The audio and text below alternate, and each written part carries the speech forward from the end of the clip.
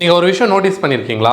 நீங்க ஏதாச்சும் ஒரு பொருள் வாங்கணும்னா போய் அமேசான்ல தேடுவீங்க. அப்புறம் அதை நம்ம ஆர்டர் பண்ணாம வெளியே வந்துரும். நிறைய நாளுக்கு முன்னாடி அது மாதிரி பண்ணிருப்பீங்க. அப்புறம் Facebook நீங்க யூஸ் பண்ணிட்டு இருக்கும்போது அந்த ப்ராடக்ட்டே வந்து உங்க கண்ண முடி நிற்கும். இப்போ ஒரு ஹெட்ஃபோன்ஸ் தேடுறீங்கன்னு வச்சுக்கோங்களேன். நீங்க Facebook ப்ரௌஸ் பண்ணிட்டு இருக்கும்போதோ இல்ல கூகுள் ஓபன் பண்ணிட்டு இருக்கும்போதோ அந்த ஹெட்ஃபோன்ஸே வந்து உங்களுக்கு ஆட் மாதிரி காட்டும். ஸோ அதெல்லாம் எப்படி நடக்குது? கொஞ்சம் யோசிக்கிறோமா நம்ம? நமக்கு இதுதான் தேவைப்படுது, நம்ம போய் தேடுறோம் அப்படின்ற மொத்தம் இன்ஃபர்மேஷனும் அவங்க கிட்ட இருக்கும். அது எல்லாமே வந்து டேட்டா தான். அந்த டேட்டா வச்சு நம்ம கிட்ட திணிக்க பார்க்குறாங்க. இப்போ நான் என்ன சொல்ல வரேன்னா, ஒரு பிசினஸ் நடக்கணும்னா அந்த பிசினஸ்க்கு தேவையான டேட்டா வந்து அவ்வளோ இம்பார்ட்டன்ட். அந்த டேட்டா வந்து அவ்வளோ இம்பார்ட்டன்ட். அதுல இருந்து கண்டுபிடிக்கிறான் இன்சைட்ஸ். அதாவது எந்த இடத்துல என்ன பொருள் நல்லா வாங்குவோம், இவனுக்கு என்ன பிடிக்கும், இவனுக்கு என்ன பிடிக்கும், இந்த ஏரியால என்ன நிறைய வாங்குறாங்க அப்படின்ற நிறைய டேட்டா வந்து அவங்க கிட்ட இருக்கு. அவன் அதுல இருந்து அவனுக்கு தெரியுது. அந்த டேட்டா வச்சு அவன் கண்டுபிடிக்கிறான், ப்ரெடிக்ட் பண்றான். உனக்கு இதுதான் தேவை, இதுதான் உனக்கு நீட் இருக்கு அப்படின்றது நமக்கு என்ன தேவைன்றது அவனுக்கு தெரியும். ஸோ இதுக்கெல்லாம் பேக்ரவுண்ட் என்னன்னா நம்ம கொடுக்குற டேட்டா தான். அந்த டேட்டா வச்சு தான் எல்லாமே வந்து ப்ரெடிக்ட் பண்றாங்க. ஒரு விஷயம், இந்த கொரோனா வந்ததுல இருந்து பாத்தீங்கன்னா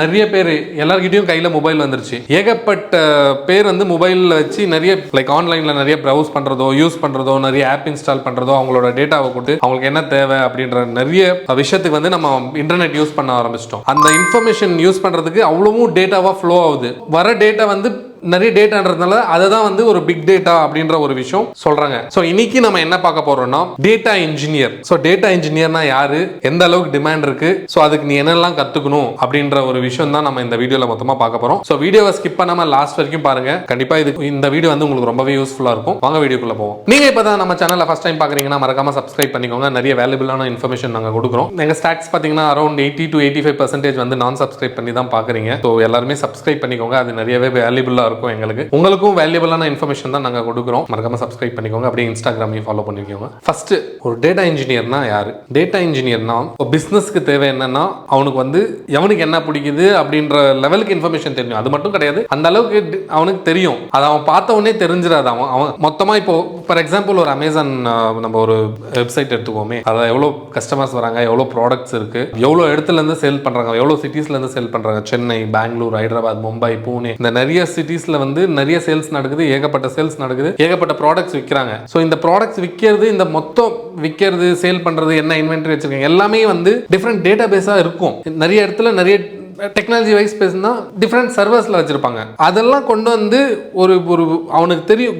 கிராஃபா பார்க்கணும். அவன் இந்த இடத்துல இந்த பொருள் நல்லா ஓடுதுரா அப்படின்றது வந்து அவனுக்கு தெரியணும். அமேசான் அந்த பிசினஸ் இன்டெலிஜென்ஸ் அந்த அளவுக்கு அவங்களுக்கு அந்த கிராஃப் ரெப்ரசன்டேஷன்ல வேணும். அதை கண்டுபிடிக்கணும். அந்த டேட்டால இருந்து அவன் இன்சைட்ஸ் கண்டுபிடிச்சி தெரியணும். அந்த தெரியறதுக்கு வந்து டேட்டா வேணும். அந்த டேட்டா வந்து நிறைய இடத்துல ஸ்கேட்டர் ஆகி கிடக்கும். ஆக்சுவலா அந்த ரியல் வேர்ல்ட் அந்த அப்ளிகேஷன்ஸ்லாம் பார்த்தீங்கன்னா நிறைய ஸ்கேட்டர் ஆகி கிடக்கும். ஸோ ஒரு டேட்டா இன்ஜினியரோட ரோல் என்னன்னா, is a professional who brings all data together and builds a data warehouse. அதை டிரான்ஸ்ஃபார்ம் பண்றது, அதுக்கப்புறம் அதை க்ளீன் பண்ணி ஒரு நீட்டான டேட்டா வந்து கொண்டு வந்து ஒரு இடத்துல வச்சிருவான். ஒரு 10 இடத்துல ஸ்கேட்டர் ஆயிருக்கு டேட்டா. எல்லா டேட்டாவும் sales data, product data, customer data, இந்த மாதிரி நிறைய விஷயம் எல்லாம் ஸ்கேட்டர் ஆயிருக்கிறத மொத்தமா கொண்டு வந்து க்ளீன் பண்ணி டிரான்ஸ்ஃபார்ம் பண்ணி ஒரு இடத்துல வந்து ஒரு டேட்டாவை ஸ்டோர் பண்ணிடுவான். அந்த டேட்டாவை தான் டேட்டா சயின்டிஸ்ட் அப்படின்றவன், டேட்டா சயின்டிஸ்ட் பத்தி நம்ம பேச போறதுல, டேட்டா சயின்டிஸ்ட் வந்து அதுதான் ஒரு சோர்ஸ். அந்த டேட்டாவை யூஸ் பண்ணி தான் அவன் வந்து கிராஃபா வந்து பிசினஸ் கிட்ட கொண்டு போய் பாரா இதுதான்டா அப்படின்னு காட்டுவான். அதை வச்சு தான் அவன் வந்து பிசினஸ் மார்க்கெட் பண்றதோ என்ன வேணுமோ அவன் பிசினஸ் க்ரோ பண்றதுக்கு அந்த டேட்டா வச்சு தான் அவன் பண்ணுவான். ஸோ இந்த டேட்டா இன்ஜினியரோட வேலை என்னன்னா, டிஃப்ரெண்ட் இடத்துல, அதாவது டிஃப்ரெண்ட் சோர்சஸ்ல இருக்கிற டேட்டாவை கொண்டு வந்து க்ளீன் பண்ணி அதை வந்து ஒரு டேட்டா வேர்ஹவுஸா பில்ட் பண்றது தான் ஒரு டேட்டா இன்ஜினியரோட வேலை. செகண்ட், ஸோ அவனுக்கு எவ்வளோ டிமாண்ட் இருக்கு. ஸோ டிமாண்ட் அப்படின்னு சொல்லும்போது ட்ரெடிஷ்னலாக நம்ம கொஞ்சம் maybe like before few years எப்படின்னா எல்லாமே வந்து நமக்கு ஆன் ப்ரெமிசஸ்ல தான் இருந்துச்சு. ஒரு சர்வர் மெயின்டைன் பண்ணி, இப்போ ஒரு கஸ்டமர் இருக்கான்னா, ஒரு அமேசான் இருக்கான்னா, அவன் சர்வர் வாங்கி வச்சு அவன் அதை மெயின்டைன் பண்ணி அந்த டேட்டாவெல்லாம் அங்கே ஸ்டோர் பண்ணி அந்த மாதிரி ஆன் ப்ரெமிசஸ்ல தான் எல்லாம் நடந்துட்டு இருந்துச்சு. ஆனால் இப்போ நம்ம வந்து கிளவுடை நோக்கி நம்ம மைக்ரேட் ஆகிட்டு இருக்கோம் நிறைய. இப்போ என்ன பண்ணிட்டு இருக்காங்கன்னா, ஏகப்பட்ட ப்ராஜெக்ட் எல்லாமே வந்து ஆன் ப்ரெமிசஸ்ல இருந்து ட்ரெடிஷ்னல் பிசினஸ்ல இருந்து ட்ரெடிஷ்னல் டேட்டா சோர்சஸ்ல இருந்து எல்லாம் மைக்ரேட் ஆகி கிளவுடுக்கு வந்து மைக்ரேட் ஆகிறாங்க. ஸோ அப்படி மைக்ரேட் ஆகும்போது இந்த டேட்டா இன்ஜினியர்ஸ் டிமாண்ட் பார்த்தீங்கன்னா அவ்வளோ டிமாண்ட். ஏன்னா அவன் டிஃப்ரெண்ட் சர்வர்ஸ்ல இருக்கிறது, ஒராக்கிள் சர்வர்ல இருக்கிறது, சீக்வல் சர்வர்ல இருக்கிறது, MySQLல இருக்கிறது, ஃபைல்ஸ்ல இருக்கிறது, DB2ல இருக்கிறது, இந்த மாதிரி டேட்டாவெல்லாம் எடுத்து அவன் வந்து அதை வந்து கிளீன் பண்ணி டிரான்ஸ்ஃபார்ம் பண்ணி அவன் வந்து ஒரு வேர்ஹவுஸ் லோட் பண்ணும். ஸோ இந்த கிளவுட் மைக்ரேஷன்ஸ் நடந்துட்டு இருக்கிறதுனால இவங்களுக்கு வந்து ஹியூஜ் டிமாண்ட். ஆக்சுவலா இந்த டிமாண்ட் அப்படின்னு சொல்லும்போது சீரியஸா அவங்களோட salary பேக்கேஜ் வந்து 100 to 200% அப்படியே ரைஸ் ஆகுது. அந்த மாதிரி ஒரு நல்ல டிமாண்டிங்கான ஒரு ஒரு ஒரு ப்ரொஃபஷன் இது டேட்டா இன்ஜினியர். சரிப்பா, நான் ஒரு டேட்டா இன்ஜினியர் ஆகணும், எனக்கு என்ன நாலேஜ் வேணும், என்ன ஸ்கில் செட் வேணும், அதுதானே முக்கியம். அது தெரிஞ்சாதானே நம்ம மார்க்கெட்டுக்குள்ள போக முடியும். ஃபர்ஸ்ட் வந்து நீங்க சீக்வல்ல ஸ்ட்ராங்கா இருக்கணும். ஸ்ட்ரக்சர்ட் query லாங்குவேஜ் அதுல வந்து ஸ்ட்ராங்கா இருக்கணும். அதாவது டேட்டா இன்ஜினியருக்கும் ஒரு பேஸ் வந்து SQL ல ஸ்ட்ராங்கா இருக்கணும். அதுக்கப்புறம் உங்களுக்கு வந்து வேர்ஹவுசிங் கான்செப்ட்ஸ் நல்லா தெரிஞ்சிருக்கணும். அது மோஸ்ட்லி கொஞ்சம் பேசிக்ஸ், எப்படி நீங்க டிசைன் பண்ணணும், எப்படி ஒரு வேர்ஹவுஸை டிசைன் பண்ணணும் அப்படின்ற சில கான்செப்ட்லாம் இருக்கு. நான் டெக்னிக்கலா போகல, அந்த கான்செப்ட்லாம் தெரிஞ்சிருக்கணும். அதுக்கப்புறம் வந்து டேட்டா மாடலிங் உங்களுக்கு பண்ண தெரியணும். இந்த டேட்டா மாடலிங் அப்படின்றது வந்து உங்க எக்ஸ்பீரியன்ஸ் வந்து கொஞ்சம் கம்மியா இருக்குன்னா அந்த லெவலுக்கு உங்களுக்கு மாடலிங் தெரியணும்ன்ற அவசியம் கிடையாது. ஒரு 1 to 5 இயர்ஸ்க்குள்ள இருக்கணும்னா தெரிஞ்சுக்கிட்டா நல்லது. தெரிஞ்சிருக்கணும் அப்படின்றது கிடையாது. ஆனா ஒரு 5+ இருந்துச்சுன்னா நீங்க மாடலிங்கும் தெரிஞ்சிருக்கணும். ஏன்னா நீங்க ஒரு ஆர்கிடெக்ட் லெவல்ல நீங்க திங்க் பண்ணணும். திங்க் பண்ணாதான் அந்த ப்ரொஃபைலுக்கு நீங்க சூட்டபிளா இருப்பீங்க, போகவும் முடியும். ஸோ ஃபர்ஸ்ட் ஸ்கில் வந்து உங்களுக்கு SQL கண்டிப்பா தெரிஞ்சிருக்கணும், டேட்டா வேர்ஹவுசிங் கான்செப்ட் தெரிஞ்சிருக்கணும், அதுக்கப்புறம் டேட்டா மாடலிங் தெரிஞ்சிருக்கணும், அதுக்கப்புறம் கண்டிப்பா ஏதாச்சும் ஒரு ETL டூல் தெரிஞ்சிருக்கணும். ETL நான் சொல்லும்போது எக்ஸ்ட்ராக்ட் ட்ரான்ஸ்ஃபார்ம் லோட். இப்போ வந்து நம்ம ELT கூட சொல்லுவோம், லைக் எக்ஸ்ட்ராக்ட் லோட் ட்ரான்ஸ்ஃபார்ம் அப்படின்னு கூட சொல்லுவோம். ஏன்னா ப்ராசஸ் வந்து அப்படியும் பண்ணுவாங்க. அதாவது ஒரு சோர்ஸ்ல இருந்து எக்ஸ்ட்ராக்ட் பண்ணி ட்ரான்ஸ்ஃபார்ம் பண்ணி லோடும் பண்ணுவாங்க, இல்லனா எக்ஸ்ட்ராக்ட் பண்ணி லோட் பண்ணிட்டு அதுக்கப்புறம் ட்ரான்ஸ்ஃபார்மும் பண்ணுவாங்க. ஸோ அந்த டூல் கண்டிப்பா உங்களுக்கு தெரிஞ்சிருக்கணும். ஸோ அப்படின்னு சொல்லும்போது நீங்க கிளவுட் பேஸ்ட் ஏதாச்சும் ஒரு ETL டூல் கத்துக்கலாம். கிளவுட் பேஸ்ட் அப்படின்னு நான் சொல்லும்போது